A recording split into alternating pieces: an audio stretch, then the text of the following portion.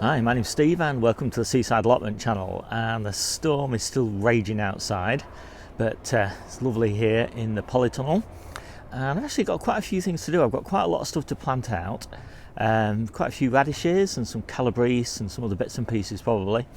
And I'm just outside as well, just opening the beds up a fraction, because although it's really windy, it's actually quite sunny as well, so I don't want them to overheat. So I've put them on their lowest opening setting, and that's given how windy it is, that's going to clear that hot air out of them, so it'll keep them quite nice and fresh. And that's one of the issues really with having lots of undercover space. You do kind of have to manage the temperature a bit, and I tend to err on the side of leaving them open, just so that I don't have to come down here every day and worry about them. But when it's as windy as this, and I think we've got like 60-mile-an-hour gusts at the moment, you don't really want to be leaving your coal frames and your hoop tunnels too far open. You don't want those gusts to catch them and rip them off.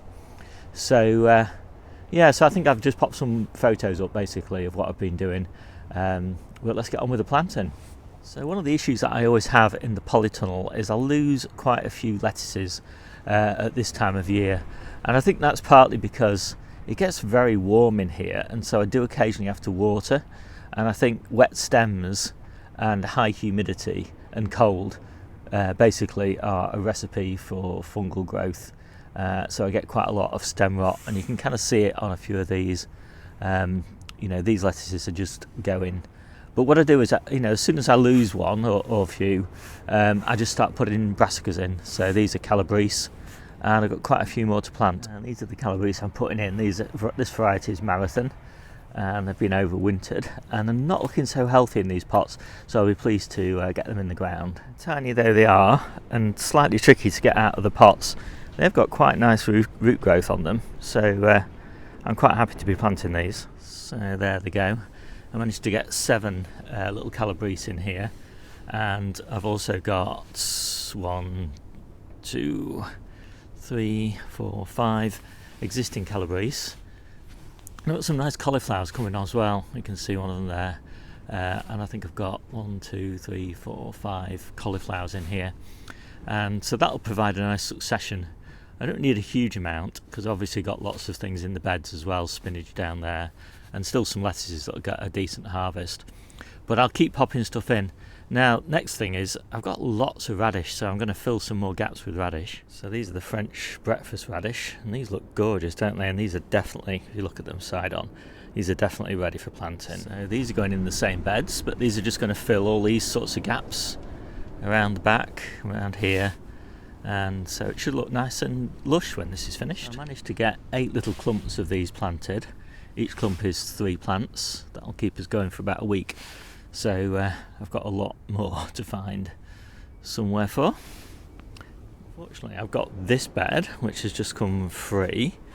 So I'll just harvest these little bits of lettuce that are left in here.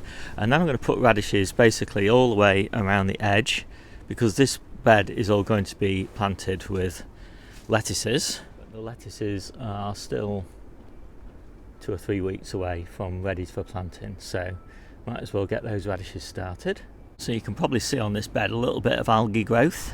So what I like to do here is I just like to rough the surface up a little bit, just so that it disrupts it and slows the rate of growth down a bit. So I just pre-watered the holes. I don't want to water the top surface. I want the top to be reasonably dry because I want these plants to put roots down deep, because I'm not planning really to be watering the surface of this compost for a month or so. Not until heat levels really start to pick up a bit. So I'm going to get on with this now. So that's all the planting done around the edges. I could only get 27 clumps of 3 in here, but that's enough for the next month. And so I'll get some more sown rather, today probably. And then I'll have a nice succession going. I've also got some other radishes, I'll show you those in a minute, but I can't go all the way around the edges because I've also got all this green garlic coming up. All the other edges, all the way around here, down there, is all full of green garlic. So that's my next succession of radish. They're going to go outside in the coal frames, but it's just too windy to plant those out at the moment, and they're slightly too small to go out as well. So the final planting of the day is just these two little lettuces here. These are spares, just filled some gaps. And I thought I'd just do a quick skim around the polytunnel.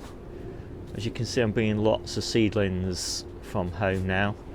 I much prefer to get them in the polytunnel. They've got better light levels in here, and it's a little bit cooler. And all these cold season crops, you know, they all benefit really from being in the polytunnel. And I've also brought my spring onions. That's the first succession of spring onions, so they'll be going outside fairly soon. And of course I've got the potatoes, and I'm starting to bring these here. I've got 4 tubs so far. They look quite, I'll see if I can get this up.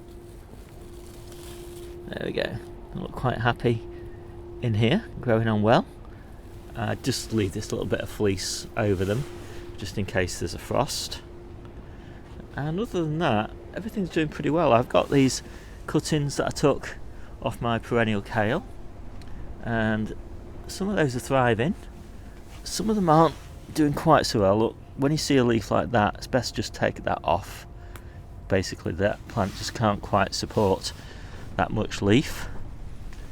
And I've got some of these similar sort of issue here, so I'll just trim some of those leaves off.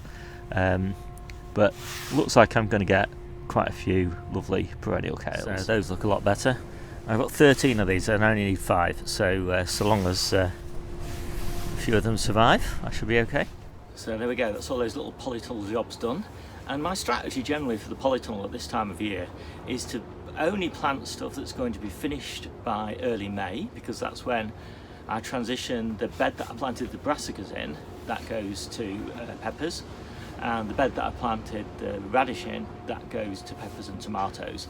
So you know, I need to get everything clear, but I also want to grow things in here that really give me an advantage that I can't get in the cold frames and the low tunnels, and that does tend to be early cauliflowers, early calabrese, and fast growing things like radishes, and a second crop of lettuce. I'm generally transitioning everything that I'm sowing in February lettuce wise will actually grow outside under fleece in the back garden, but I always have this just like little bit of a transition issue, because that stuff in the garden's kind of coming ready late April and early May time, and of course I haven't been planting anything on the allotment, any new lettuces on the allotment, so I'm using the lettuces that have overwintered or that I planted, well, they've all overwintered basically, and so they're kind of coming to an end, and so I need something to fill that gap.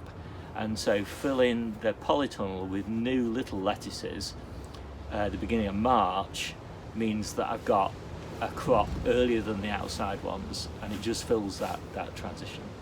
So yeah, that's my polytunnel work done for the day, so I'll see you soon.